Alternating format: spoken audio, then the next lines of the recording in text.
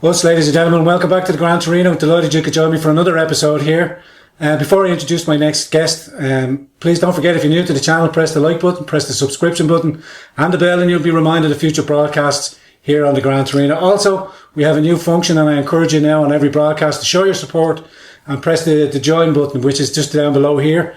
That's a new membership option available to you to support this channel and help us proceed forward to bring many of these great interviews for your perusal.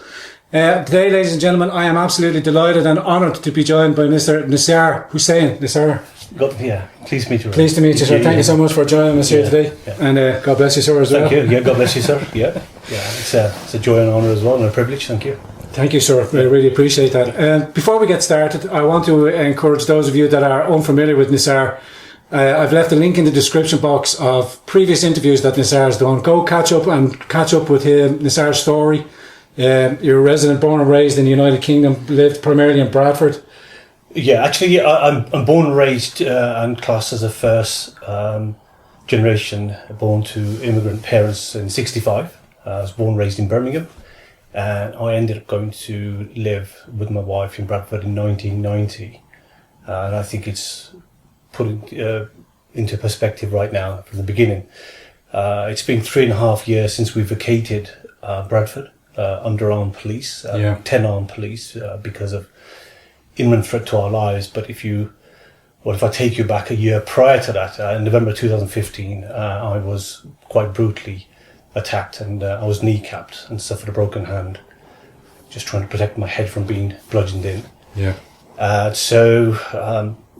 As a result of rejecting Islam, we are classed as ex-Muslims, and the reason I'm here, under the very dear auspices of fellow ex-Muslims and the ex-Muslims of Ex-Muslim Alliance of Ireland, and it gives me no greater privilege to come along with their invitation and to meet these amazing people.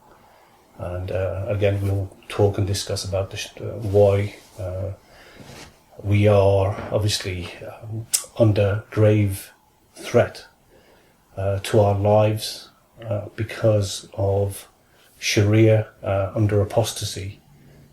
I myself and my family in Britain, and many like me, but those in Ireland as well. Fantastic. As I said, ladies and gentlemen, I'll leave the link to some previous interviews that Nissar has done with other guys, and it'll bring you up to speed on the brutality of what Nissar and his family experienced, having to remove themselves from their property in Bradford and relocate under armed protection from the United Kingdom police force, as much as that would have been a help to you at the time. So for me and for my audience here, primarily based in Ireland, first of all, above anything and all else, I want to commend you and thank you for your bravery and your family for not only identifying, I wouldn't say first of all, as an apostate, because you converted from Islam to Christianity. And that journey itself was very fraught and stuff like that. Yes. But I want to take my viewers and us to the understanding of Sharia, the implications and the thought processes in the Pakistani community when they become the majority and stuff like that, the enforcement of by the Quran, the Hadith and the Surah, and into the mindset. And I'm not pigeonholing individuals, but as a collective, as a community. As a collective mindset, yeah. Yeah. Okay. Well, again, if I can go from the beginning, you reach a certain age, you have to conform to the pattern of Islam and its teachings. And we would go along, my siblings, to the local madrasa. There were more mosques. Madrasas is more of a recent name and a thing that's been given. But you have madrasas in places like Pakistan. This is the education of their young children. This is the education of young children. So I'm talking specifically, again, I'm born and raised here, so we are British. But however, after school time, you have to conform to the pattern of Islam and the teachings of Islam. And so we go along to these makeshift houses which have been converted into mosques, because going back at that time in the very early 70s, being a fairly small community, if you like, unlike what things are like now.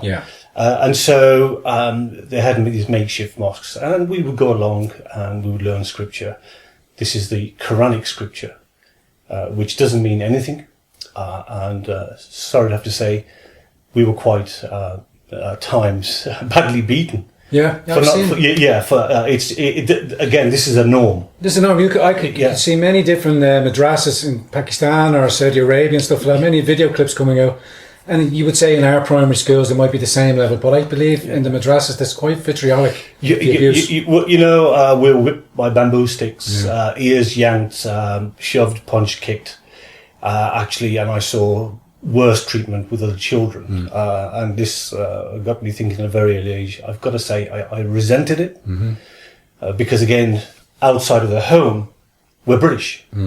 I'm with my English mates. We grew up with Irish families because, again, immigrant families, if you like, to Britain, and so I had an amazing time. And some things I educate my children on because they don't know this, they haven't experienced this, that when we were growing up, we mixed with Sikhs, Hindus, Jamaicans, Afro-Caribbeans, Irish, and we identified as one. We were taught Britishness, we were British values. We have British values, but as soon as you came home, there was this expectation all of a sudden that you were Pakistani. We didn't know what it quite meant. Yeah.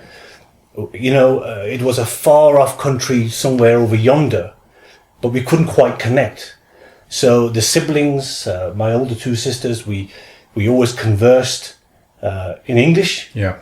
Apart from when my parents spoke in the Mirpuri dialect, which is the stroke Kashmiri, Pakistani Kashmiri, if you like. And so the majority of Pakistani group are from that segment, Yeah.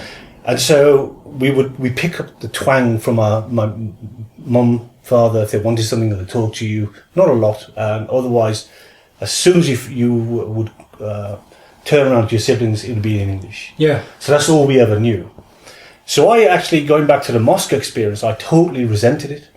It was a bitter experience, okay, and I would come home with whip marks at the back of my legs, across my buttocks, bruised, sore. I would complain to my mother, never my father, big man, 6'4". I remember you talking about yeah, sort of the men folk and the 6 foot plus, I'm one of the smaller guys. Quite a liberal man as well. Very liberal. And as a lot of those men folk were of my father's generation, they would often go out drinking. Yeah. But before I digress to that, actually, I just wanted to say that, going back to the point that when I would complain to my mother, she was under the impression, and now I understand it at this stage of my life, it was Sharia compliance, and therefore it was a blessing, and it was good for us, that instruction, and maybe I needed a few more. And so I was thinking and really totally against this form of treatment from a young age, 9-10 years of age, and going back to my father, he liked nothing better to do. Come Friday, end of the week, worked for British Leyland in Birmingham at the time, so suit and tie man, go to the local pub with all his English mates, and that's how he spent his weekend. There was a certain sense of homogeneity even in amongst them. You can, because you were all part, even though you might physically be different, but you were all part of the same homogenous society. Homogenous society, and it was just it was a case of, it was such an endearment from my father to be amongst British people, and to be part of that culture, and I've heard some disgruntled sort of, Muslim voices say, well, he came from a father that, he wasn't a good Muslim. Dismissive. Very dismissive. And I would say, no, because it was the culture of the time that not only my father, if I think of my wider family, my uncles, the men folk, friends, fathers, they all went along Saturday, Friday night at the pub, groups of them, and that's how it was, and so Saturday morning, be at the bookies. So if somebody unexpected came along, mother would say, "Go get your dad." Yeah. So I'd know exactly which pub he was at, or which book he was at. The local bookies. And I remember often I'd kind of weed my way in, these smoke-filled places, coughing and spluttering actually, and I'm sure as Irish people we can appreciate that. Yeah, and sort of tugging at my dad and saying, so and so's here, or you've got to come home, and so. And that's something which is, which was very common going back in these sort of in the early days. Early days. What would we call it now, just for the use of our conversation? The early days of a migration pattern when the UK opened up its borders, more or less. Yeah. Well, as I say, Robin, I'm born in '65, so obviously you appreciate I've got older sisters who are 2, 3, 4 years older than me. Yeah. So from the very early '60s, Yeah. And so there was this notion that people gelled, mixed, integrated. It's assimilation. It's assimilation. It happened progressively, slowly, but and of course, if you go back by sort of government policy, it was assimilation. Or rather integration from the 60s, assimilation in the 70s, multicultural in the 80s. That was the turning point, and we can probably talk about that from the sort of 80s onwards, this detriment of multiculturalism. And we find ourselves, and I find myself. And what I wanted to interject from the beginning, and please forgive me, because with this PTSD thing, my mind sort of races away. This is from the assault, and this is from years and years of abuse, and certainly from the assault. I was at a very, very low point, suicidal and such. Yeah, I've been there myself. It's a hard place. And so the last 3.5 years since we vacated out of Bradford, lost our home, that I've spent full time trying to keep my mental faculties and not only myself, my children, my wife. Yeah. We've suffered terrible trauma. Could I ever imagine this in my wildest dreams?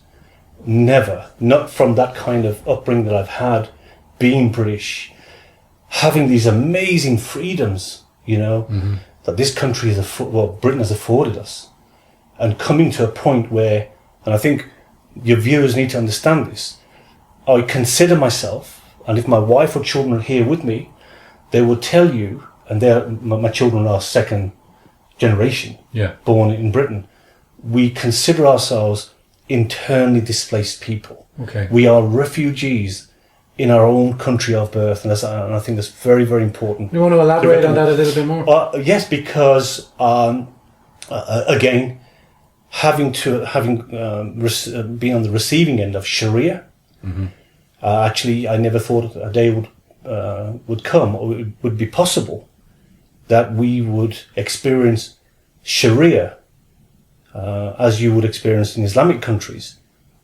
In my own country of birth, in Britain, this amazing country which has given freedoms, religious freedoms of every kind, and the world has modelled these freedoms, and all of a sudden here we are in a country which has been the driving force and the instigators of these freedoms to suddenly sit back and allow us to be terrorized under Sharia, which I've had to come to terms with and learn more, because I don't know whether you're aware, Robin, but growing up in a mosque situation or a mosque setting, we're never taught the Sharia.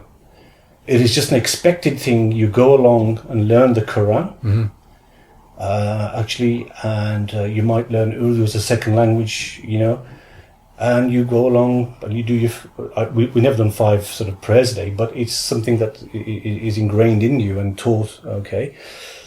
But the Sharia aspect, one is never taught the Sharia. So this has been a learning curve through my experiences as an ex-Muslim. In other words, to say that Sharia says it is the cardinal sin. You have adultery, you have murder, and you have apostasy, i.e. Muhammad edict was at the time. It's in the Hadith, Al-Bukhari. It's recorded as such that whoever leaves Islam, kill them.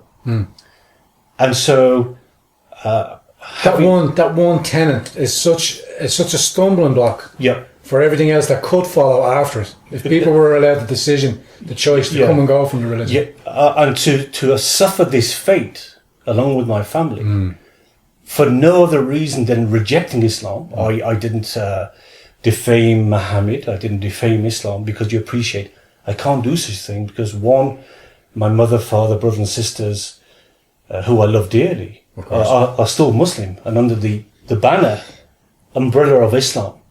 And I have to respect that. I can never go against them. But unfortunately, it doesn't work in kind.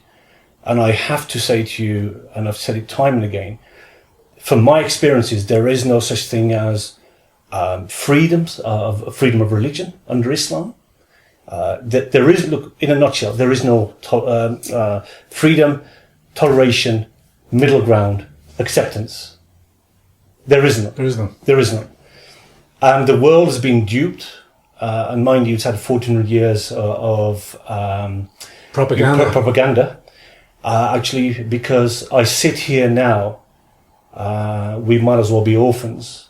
My father died in 2011, and even though he's lived a life that's been very liberal, I never once saw him go to a mosque on a Friday to pray, like a lot of menfolk in that era. And apart from the ritualistic events of Ramadan, where they suddenly all become very pious for that month and completely sort of stop drinking and the likes. But as soon as that month is finished, you can bet your bottom dollar after Eid, back down to the bookies, back down to the bookies, and back down to the pub. You get me? So I saw these things growing up from a very early age, and I witnessed these things. But having gone through what we've gone through, I know more about Sharia. I'm certainly not an expert on Sharia. I'm not a theologian. I don't need to be because I've grown up in this thing. And I've seen from what it's been like for me as a youngster, and to the point when I became a Christian in '96, and what we have suffered relentlessly by my so-called own kind, i.e. the Pakistani community. My own closest friends have turned against me. It's gone out like wildfire, and we've been persecuted no end because of the fact that I've rejected Islam. I don't think it'd probably be so bad had I become an atheist, but the moment you sort of say, I'm an ex-Muslim Christian, my God, and again, it's a deep-seated hatred for Christianity and Judaism, Jews. And I don't want to take away or steer away too quickly from the trauma and the experience of your life experience, having converted from Islam to Christianity.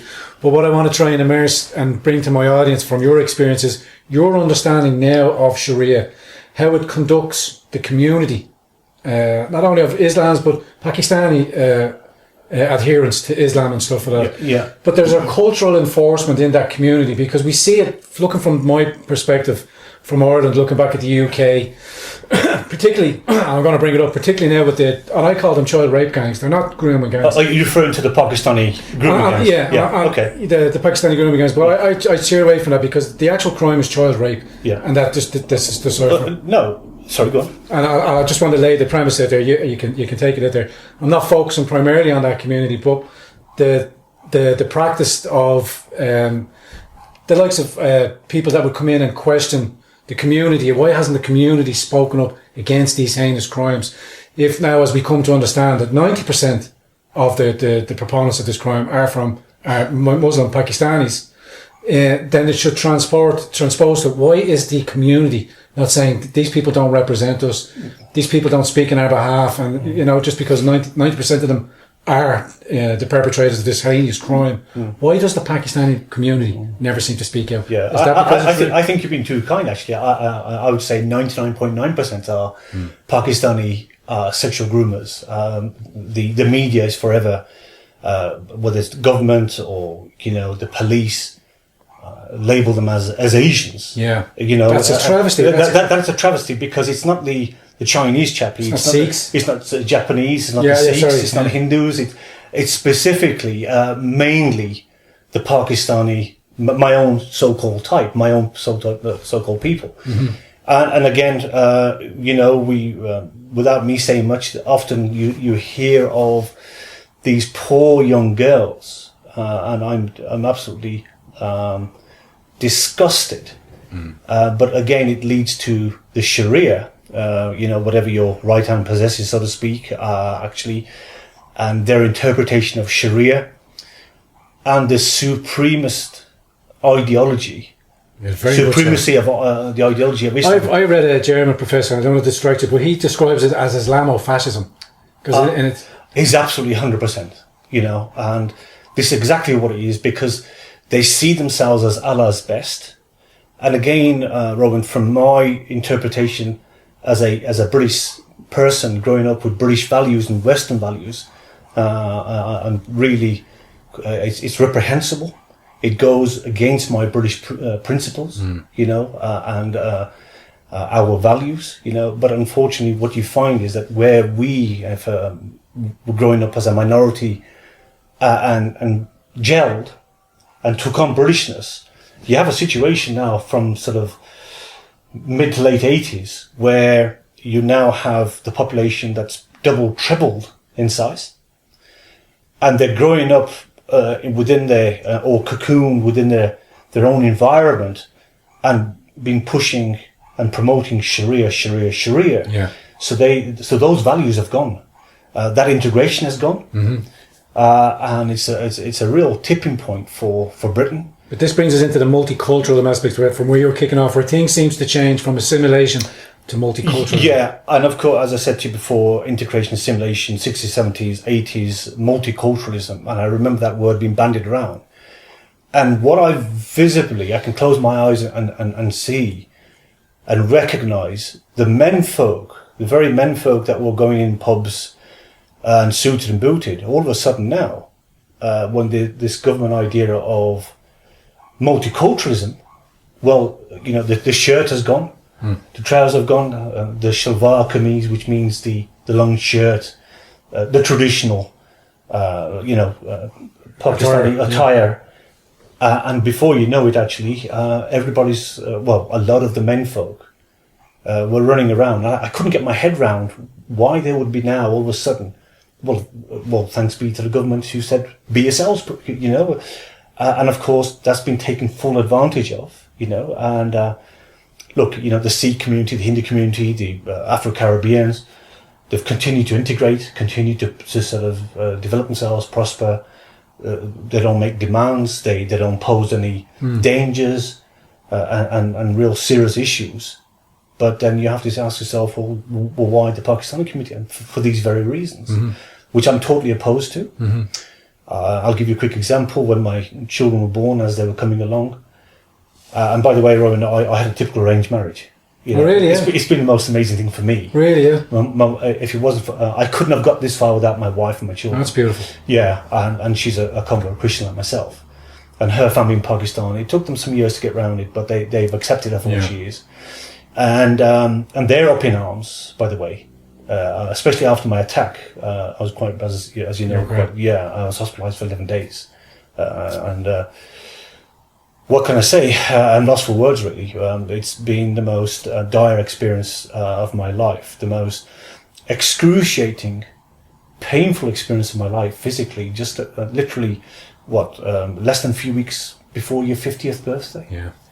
Can you imagine, what we've been through, and prior to that, we've been under siege for so many years. We've been forced out of 2 homes in Bradford, and the police have turned a willful blind eye.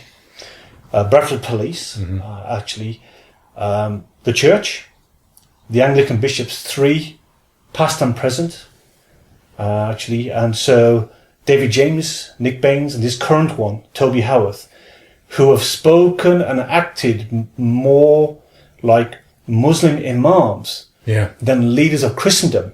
Why? Interfaith and Muslim dialogue, which is a wonderful thing, but if it's a one-way street, and you've actually become like Judas and you've betrayed me and my family and watched this onslaught over numerous years in Bradford and not spoken out, but somehow are given the impression that I brought him myself. One bishop advisor, Philip Lewis, who came to my home in a unannounced visit, armed with a journalist with a pad and paper, asking me a series of questions And we were at a very low point because things were just starting, and they were torching my cars, they were running my cars, we were under siege. Burnt the house out next door to you, trying to smoke. Yeah, they burnt they torched a house that was vacant next door to me in the hopes to burn me out of my home. Mm-hmm. It's a form of religious cleansing, right? Because they don't want it's against all their Sharia principles. It completely goes against the grain. As I said to you, you're completely shunned, maligned. It's like you got leprosy, and there's this insecurity, deep-seated insecurities and fears that this conversion to or rejection of Islam must not rub off on their children. Yeah, you're a blot, a stain. I've never bought into this thing about communities. And it's a massive mindset that the whole community will, because of the ingraining through the madrasas, through the schooling of the Quran, those three tenets, once you are deemed to be seen to be an apostate, it's like... It's so deeply ingrained because, again, whether they realise it or they don't, it's the worst thing possible. Mm-hmm. You are scum of the earth. You're third class. You're effectively given then carte blanche to attack you. Then that's the whole idea. Yeah. So staying with the grooming gang situation, but going back over to the police, councillors, mayors, a lot of people that were in government positions, social workers. Not only were they caught in the crime itself, wrapped up in it, but those that they knew they were facilitating, they were shielding them, protecting them. Yes. And this went all the way through to even to the state that the police would say even of the victims, well, they must have brought it onto themselves. Again, if I can just, I think it's quite poignant to mention that this gentleman, the advisor, the British representative at that time, Davy James, in 2005, Philip Lewis, this academic and so-called expert on Islam, one of the questions that he asked me was, how did the community come to know? I was incensed, actually, and I made him known, in no uncertain terms, it's none of their business, and secondly, what does it matter? Mm. I'm in a free country, aren't I? And the journalist, really, his looks to Mr. Philip Lewis said it all. And he obviously felt very conscious of this and put the notepad and pen down. I said, I'm not in an Islamic country. What does it matter? Okay. So, going back to your question now, look, multiculturalism, political correctness, this has given these people legitimacy. The church, the Anglican Church, the so-called established church of Britain, should have stood up very boldly, courageously, and said, listen, we have given you every religious freedom to worship in mosques. You have places of worship, you have mosques galore, and you have every right, and it's a fundamental freedom of this country. Mm-hmm. Isn't it only right now that you offer this man and his family that same right?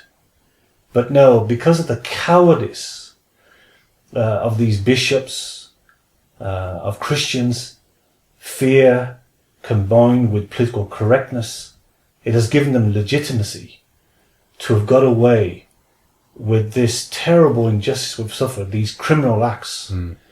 And so it's gotten worse. It got to a point, Rowan, I actually felt that these people were beyond the law, because on the flip side of it, the police have created a two-tier law system. Mm-hmm. Okay. Why?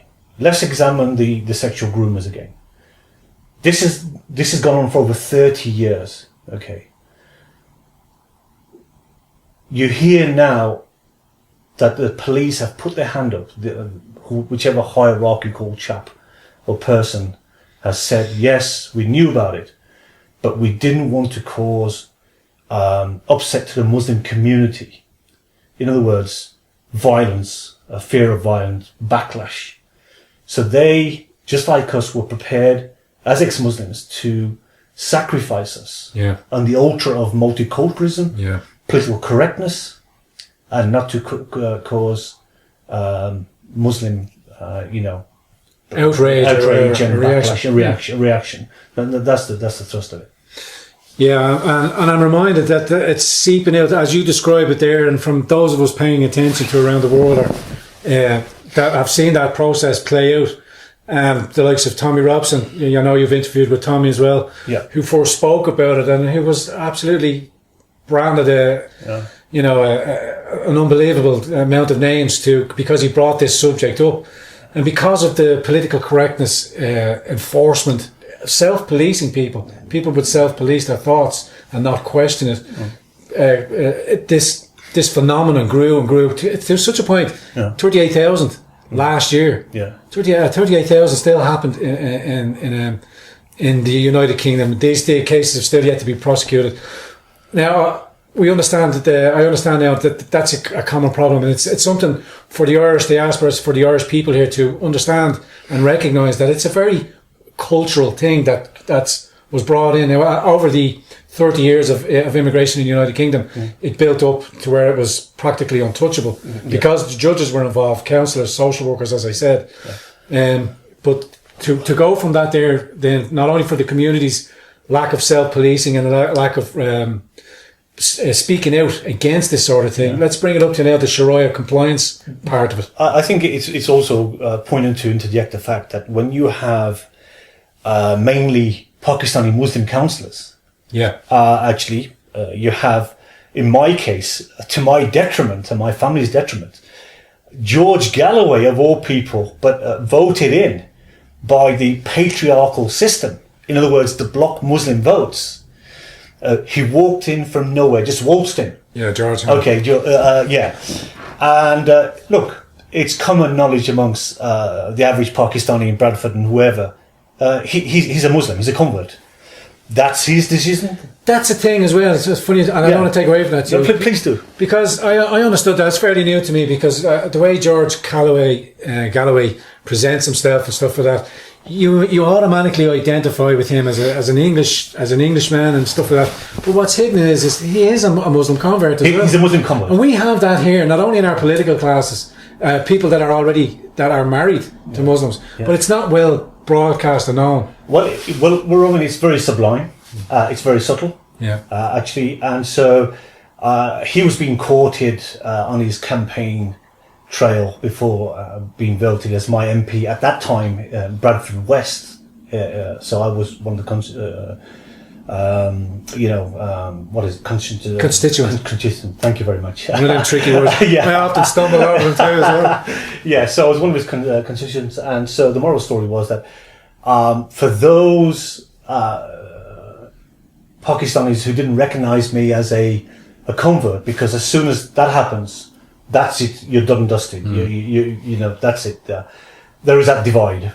You know, you're untouchable, unspeakable. Our own John Waters said the same thing about racism. It's a web that's thrown over you. So I was getting inside information from my Pakistani community to say George Galloway is getting in, and I said, well, how do you mean? Well, he's getting in, and well, he said, well, all the brothers are going to vote for him. The community's going to vote for him, and he was being courted at various mosques in Bradford. Which, Rowan, you know what? I know this. As a free thinker, as a wonderful,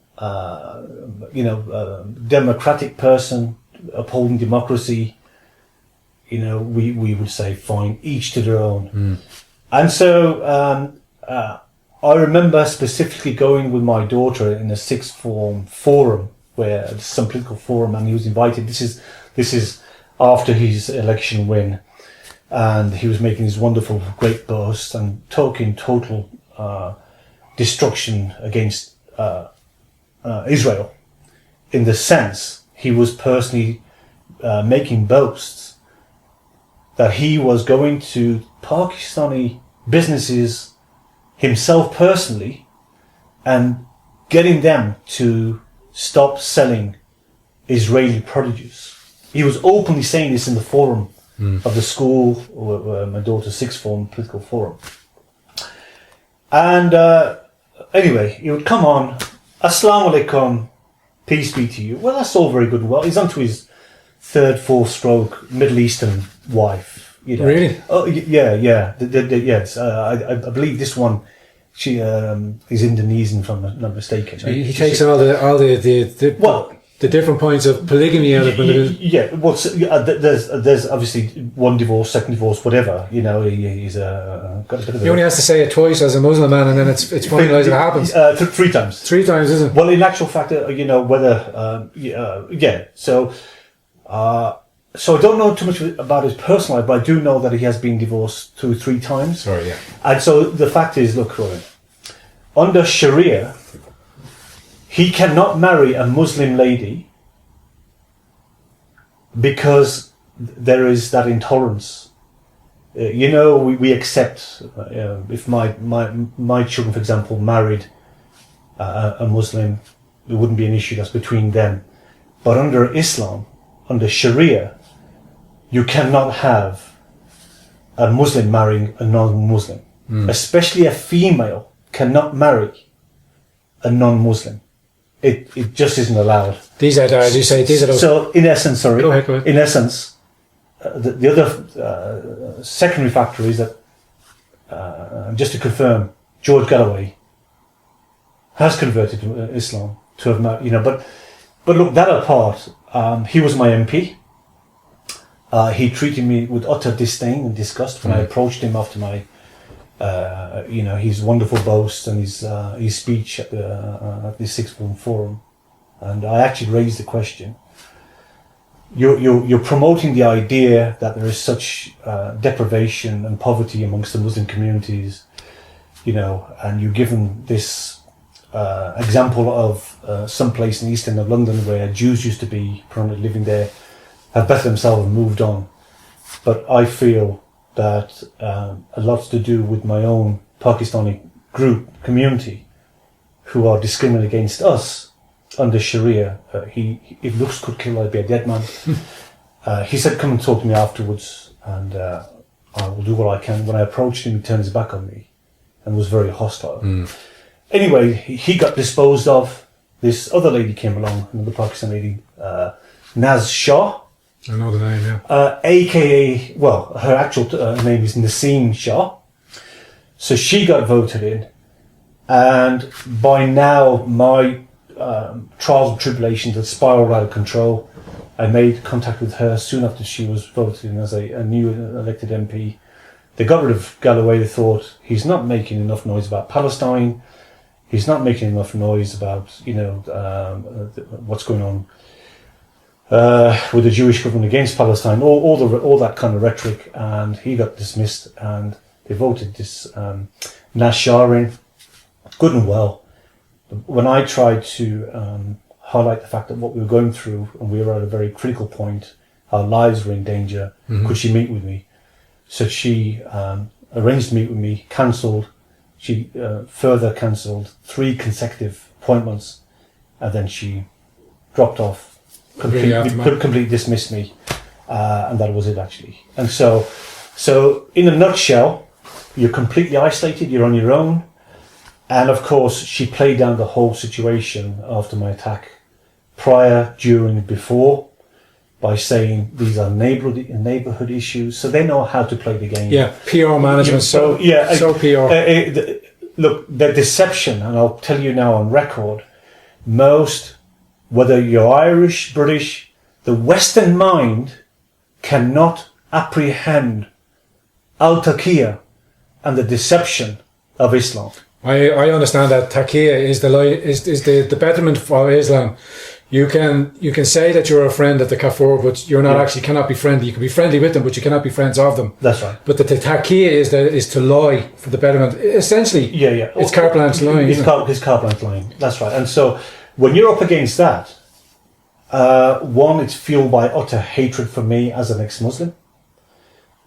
We have no friends, actually, Roman. And so I'm a new friend.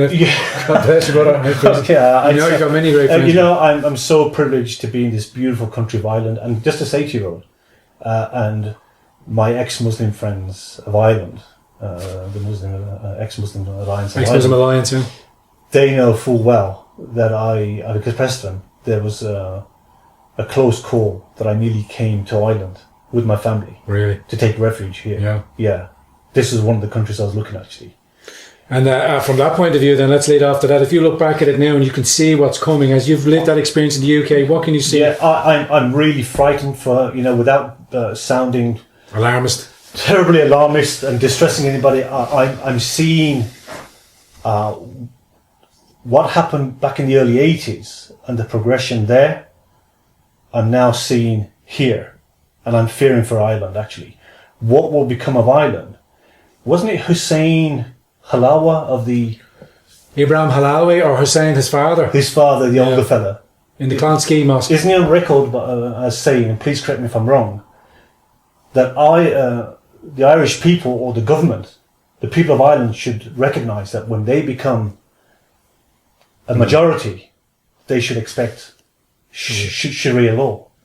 I think it was Ibrahim Halawi. I think the son might have mentioned that, but the father. But they're pretty much on record as saying that should Muslims become the majority in this country, that they will want to enforce Sharia law. Yeah, and I would stress again, as somebody, as a put my Christian faith to one side, as a free loving person, born and raised in Britain.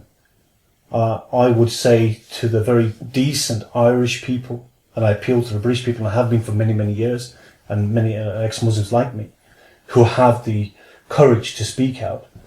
And again, it's my fundamental right of freedom. Yeah. And I will exercise that. I would rather be dead. I don't want to be a martyr. I have children. I have, I totally understand. 4 daughters. I have 6 in total. And we've created our own Christian community because Fantastic. The Anglican, the established church have failed us willfully, and I've discussed this, so we won't go over that too much. But look, I would appeal to the Irish people that I would say to them that you must challenge this menace of Sharia. Because our Western freedoms were hard fought for. And Rowan, like me, many sacrifices were made. First World War, Second World War. Mm-hmm. I've had to educate my wife in various churches across the land here in Britain. And you see plaques dedicated to the war dead. And you see the list of names. You might see 3 or 4 together, same surnames. That tells me that was a father, sons, maybe all sons, brothers. And that is heartbreaking for me to see that a huge sacrifice has been made and countless lives lost for freedoms, for our Western way of life. And you know what?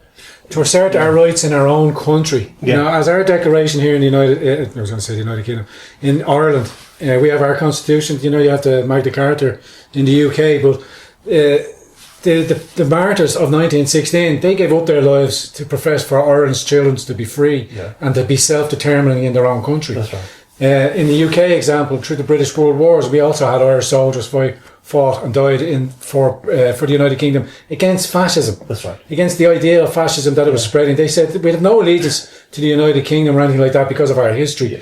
But we will go and fight these wars against fascism. And now we have Islamofascism coming in place. Well, this is the unseen enemy, and to me, this is far worse than Nazism. Because these enemy combatants, they don't wear a uniform. They don't wear a uniform. Well, they kind of sense to do. Those that are fundamental will do, as you said, the Pakistani dress. But we've got the hijab, the burqa, the whole lot. They can be identifiers.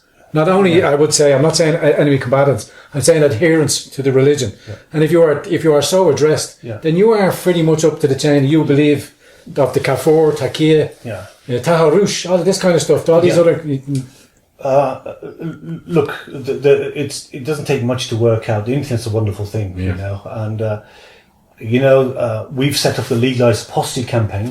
People are very welcome, and if you can maybe mention that. I'll leave the link in the description down below how to get to that. There's a website. The reason that I'm along with a dear friend of mine, an architect of that, and so and a co-founder, that was specifically aimed for the unlearned person to go along visit our website, read it.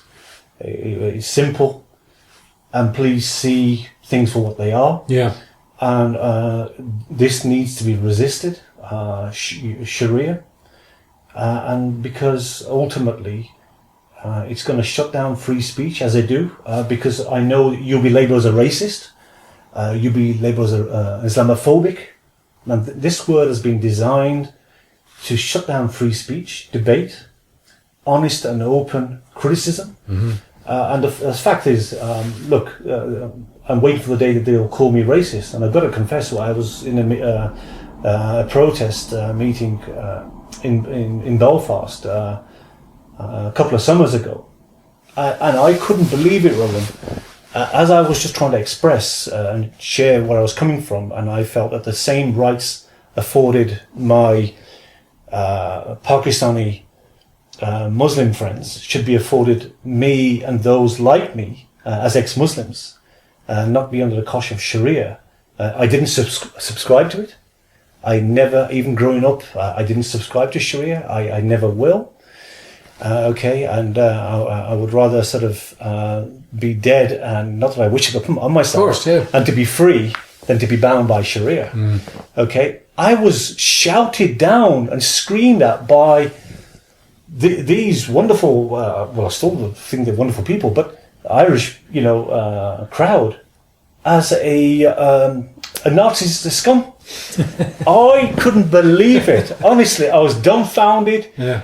And it knocked me sideways. I only laugh at the ridiculousness of it. That somebody would shout to you, "You're a Nazi fascist" or something like that. Just short of saying you're a white supremacist. Yeah, absolutely. When really and truly, if they could have sat down with me and listened to what I had to say, and say to them, "Listen, guys, I'm not against them, but I'm against the ideology." Mm-hmm. And look, this is what they've done to me and my family. Mm-hmm. Look, it's bad enough actually. Having the misfortune of being born in a Muslim family, not sort of, the Muslim ideology, should I say, and then to sort of suffer this thing, it's really a kick in the teeth, actually. I often, sometimes as you walk through it and you describe it there, I sometimes feel sorry, not just for being bought into that religion.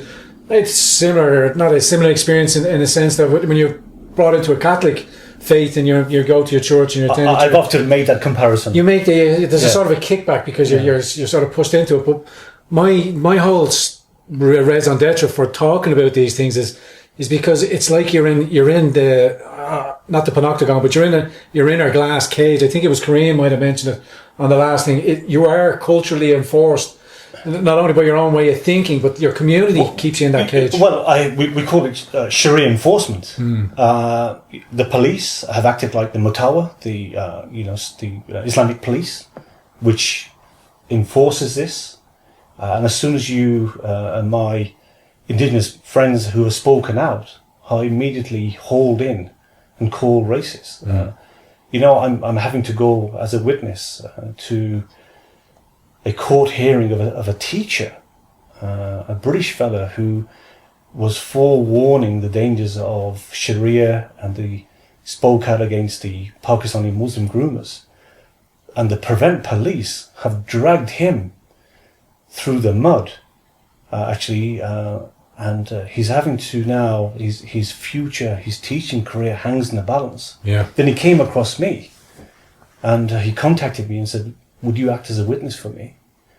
Highlight the fact that what I've said, is quite true under Sharia, and so I've been labelled as a racist, and my career hangs in the balance. So I'm having to act as a witness for him." I happily said yes, I will volunteer. He couldn't believe what he was hearing, and because I believe in these amazing fundamental freedoms of values that really spurs me on. And I'll be very honest with you, and I'll put it on record right now, and I will challenge any Pakistani that tells me anything different to say that they can be the most racist, discriminatory bunch of people on God's earth, actually. Mm-hmm. And I know that because we are completely isolated and cut off. Look, I don't have to go very far. My own family have done it. I'm dispossessed. were dead and buried. My father died, and nobody told me that my father had died. Oh. They didn't even want me to come to the funeral to pay respects. I mean, look, he's gone. But it's a human thing, just to go to pay respects. And just like with the Catholic tradition, Ron, in the Islamic funeral day, you see the casket. I'd been estranged from my father, cut off, shunned, since 96, and he died in 2011.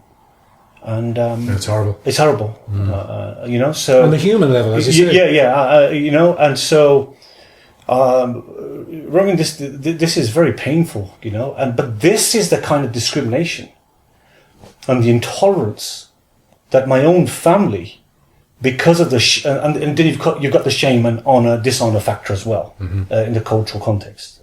Everything is honor, dishonor, but especially here you have, they themselves don't particularly conform, they're under its umbrella, but yet me as a open Christian, an ex-Muslim, wasn't even allowed to come to my father's funeral.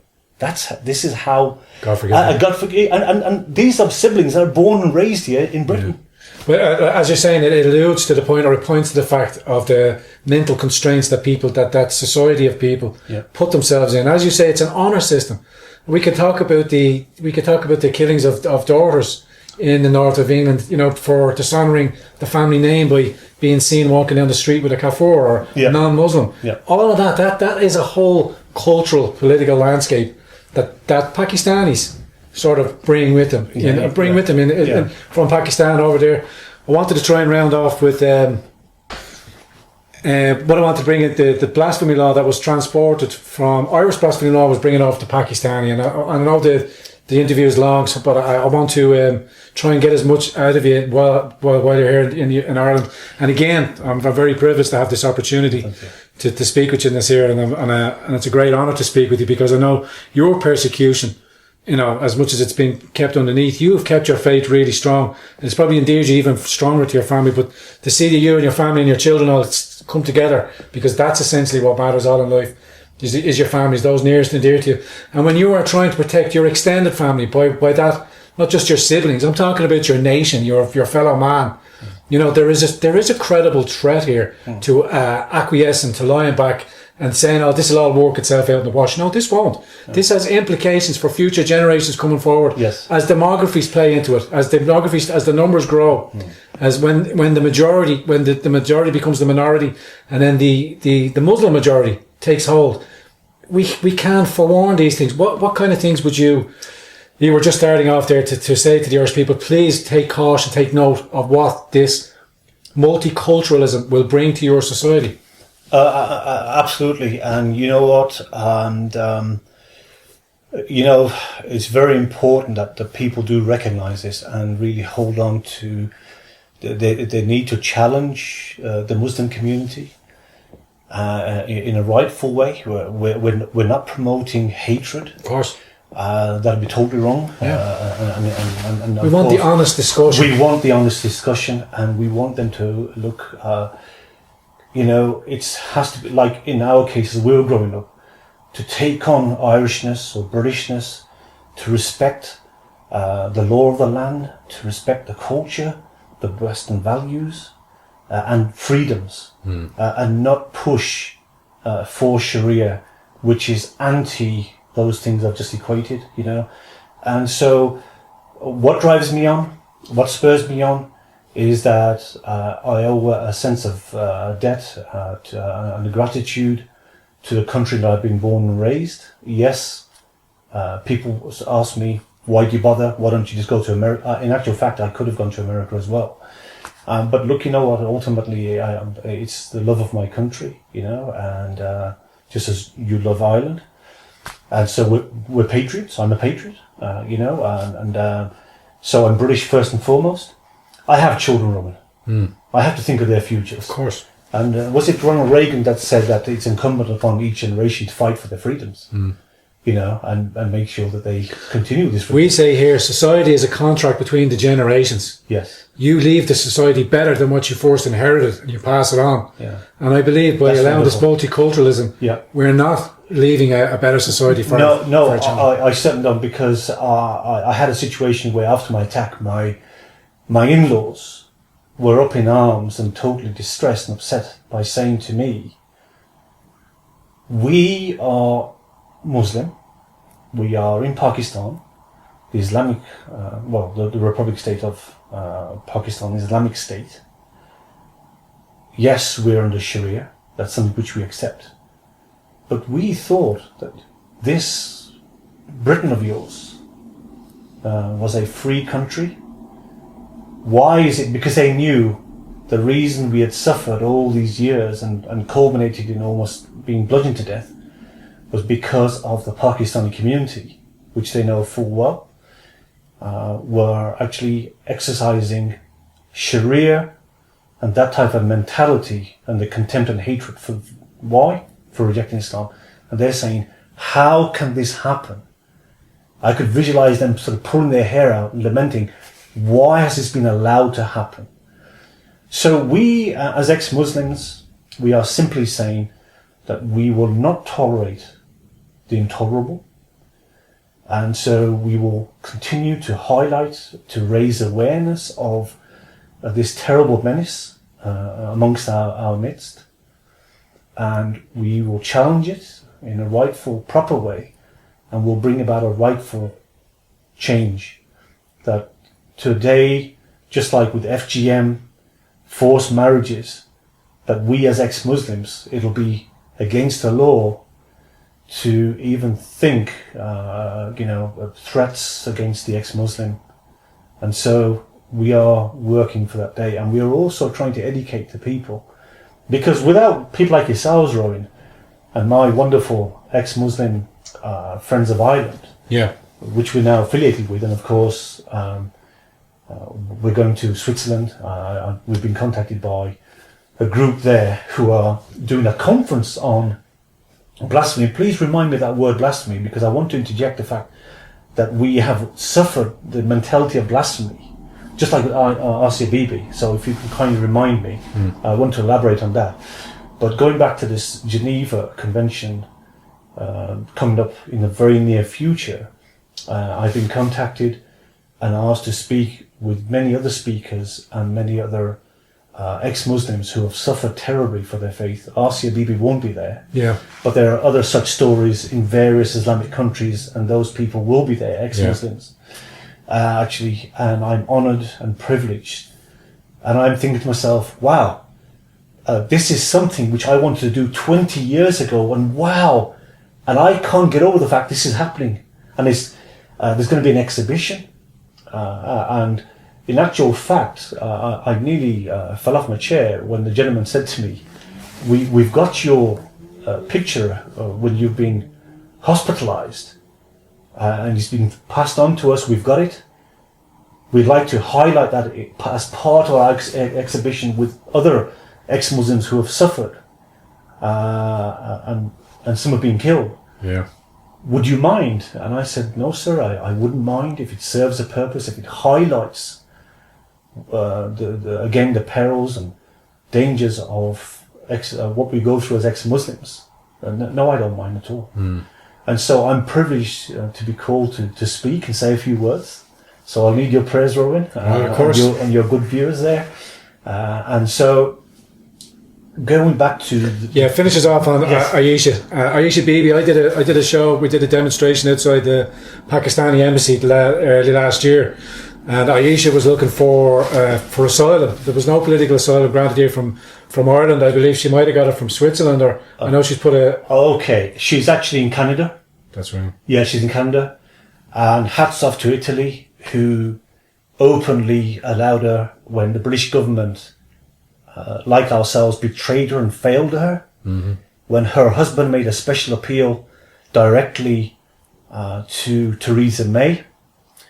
And that's okay, because I'd spoken with him, I would have said, look, you're wasting your time, because Theresa May also failed me as a Home Secretary. So we had a meeting with the Under Secretary of State at that time, Karen Bradley, with the British Pakistani Christian Association and the chair at that time, Wilson Chowdhury, to try to get them to include in their. They were kind of tinkering with their hate crime legislation, and I think if you can bring that to my memory, we'll discuss that as well, because that's something which I'm very fearful of what's happening to this. That's what I was going to say. If we go away, she'll end up blaspheming. Yeah, just to say to you actually that when we had this meeting, despite their so-called best intentions, they didn't include. We asked them to include apostasy. The likes of ourselves as ex-Muslims in the hate crime legislation, and not surprisingly, it wasn't included. It wasn't included, and so that's that. This is, and so and then of course Theresa May then became PM. So she knew of our situation full well. Prior to that, David Cameron. So it stemmed from top down. Actually, and the cowardice, and I've got no faith and confidence in these elitist politicians. I'm with you, 100%. Okay, and they turned away this poor woman who suffered for 10 years of her life, was brutally beaten, raped. Do you know why? In essence, should I remind you viewers why? For being Christian, for drinking water out of the well. As a Christian, as a Pakistani Christian woman, working in the field with fellow Pakistani Muslims, she drank from the well, and under the Sharia, she had defiled the water and made it unclean, unfit for the rest of them to drink it. They beat her up, and in the heat of the argument or that point in time, when they were berating her as a Christian, because the Christians in Pakistan suffer terribly under the blasphemy law and just general contempt under the supremacy of Islam. And Asia Bibi, in her frustration and anger and upset, made a comment, well, my Jesus died for me. What did Muhammad do for you? As a result of which she then suffered rape. This is because it's dehumanizing that person. It's stripping them of all dignity, humanity. It's a weapon. And this is what we've been through for numerous years as a family. And this is what they do best.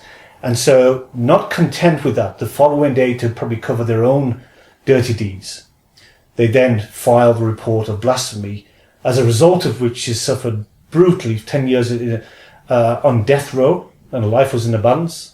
And she'd been poisoned a few times, and fortunately she wasn't killed. And then in the end, we know what happened. The Supreme Court gave her her freedom. The Islamists and the Islamic parties turned Pakistan upside down, calling for her death, calling for the death of Imran Khan as the Prime Minister, the Supreme Judges, causing, hundreds of millions of rupees worth of damage. And I would say, and I have been saying, and another point is, very quickly, Robin, and I'm sorry to kind of, again, it's the, my mind races away, is that Britain, I don't know about Ireland, is contributing about between 400 and 500 million British taxpayers' money, hard-earned money, in the time of austerity over the last decade, to Pakistan. Yet they're impotent. They can't turn around and say, well, listen, this has to stop. The rapes of between 800 and 1,000 Pakistani young girls and women forced into Islamic marriages through childbearing, kidnaps. This has to stop. Otherwise, we're going to withdraw our funding. Why don't they speak out? Why doesn't the Pope speak out? Why doesn't Justin Welby speak out? Rowan Williams endorsed Sharia law, but we won't even go there. And the moral story is this. This is the cowardice, the gutless attitude of these elite politicians and the church leaders. And of course, they were fearing, again, violence, Muslim backlash, to allow Asia Bibi, a country which has offered asylum the world over and afforded people asylum and protection, and boasts itself on all these things, but yet they refused Asia Bibi asylum, and she was passed from pillar to post, from country to country. Italy did kickstart off and said, we'll have her hands down, and God bless the nation of Italy. And then eventually Justin Trudeau, to my surprise, because he's big on Islam and he's big on anything he can dress up in. If he can wear a costume, he's good. Sure. And Theresa May's. This is a woman who invited several hundred ISIS fighters back, negotiated for them to come back. You must come back. Please come back.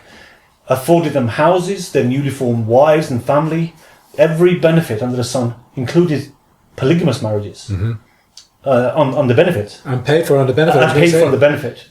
What do they benefit to this country? Anyway, sir, the moral story is this: that this is a woman now who's betrayed this woman, and so this is the kind of terrible injustice that the government and the church leaders afforded this poor lady. Or anything. Yeah. Let's round it off then, Nissar, on the Blasphemy Act. I know that was important to you as well. In essence, I've come to understand. This is why I have a deep love and respect and a heart for my fellow suffering Pakistani Christian brothers and sisters, is that that mentality of blasphemy has followed myself, my family, and ex-Muslims here in Britain, and I dread to think what will happen in 5-10 years' time in Ireland. Yeah. So these are issues that have to be debated and discussed and rectified. And the perfect proponents of that discourse, should that platform be given, would be the ex-Muslims of Ireland, and again your organisation of the United Kingdom, just to represent, to give the voice to that. Well, yeah, because the sad thing is, and again, is that people like yourself who are doing an amazing job, and I applaud you, Rowan. Thank you, sir. I applaud you. Honestly, I love you, and I thank people like you, Tommy Robinson. Yes, there's sometimes you feel that he could do things in a more gentler way, but he's human. Walk a mile in a man's shoes. Yeah, but the thing is this, that I totally respect people like yourself, and I know that you get in the neck, actually, that this has to be highlighted, and I'll continue to do my best. But one thing they can't do to me, as of now, is call me a racist, call me an Islamophobe, and I'm sure my family, push come to shove, they would say, look, he's done nothing to defame our religion and such like. So, keep the good fight. We're fighting the good fight, and as I say, it's almost cost me my life. We are shipwrecked. Our lives I've lost my nursing career. It would take me too long to try to express what we've been through. But you know what, Rowan? We like to feel that now we need to use our experiences to highlight the issues. These are very serious issues for people like us as ex-Muslims there are tens and thousands of people like me, Rowan, ex-Muslims, whether they're Pakistani, Middle Eastern. Listen, in essence, there's 1.6 billion Muslims under the genocidal threat of apostasy and killings as apostates. So it's not just ex-Muslims. There is no freedom of religion, and people have to understand that, look, culturally indifferent or not, you need to learn and understand. Go to our Legalize Apostasy campaign. There's a petition. Put that petition in front of the Imam and say, will you sign this petition calling for the freedoms of ex-Muslims? And please come back and let me know what the outcome's going to be. That's a fantastic idea, because our NGOs sort of push on this anti-racism, get them to sign up to this anti-racism rhetoric. And I think I'll promote that as well. I will promote that as well, and I'll push it out there as well, that they must also sign up to your... please, they must actually. And we will force that as well. Yeah, take it to the MPs, take it to whoever, Absolutely. Nissar, absolute pleasure and joy. God bless you, sir. Thank you very much. Thank you so much. For agreeing to sit down with me and play. And hopefully on your travels, we might do a live stream, so you don't have to be here. We could do it online. Yeah. You might bring us up to date, my audience up to date on on the current situation of your organisation and how it's going forward. For now, ladies and gentlemen, I want to thank Nissar Hussain so much for giving us his time and for agreeing to interview and for sharing his understanding, his knowledge and his life experience with his family from the United Kingdom to here. Let it not serve as a warning to all of us. Let it serve as an opening gambit for conversation. We wish to have the conversation, the discussion and the real credible threat of Islamofascism as it is could play out in Western societies. Nissar, God bless you, sir. God bless you. Thank you so much again, Roy. Thank you. Us.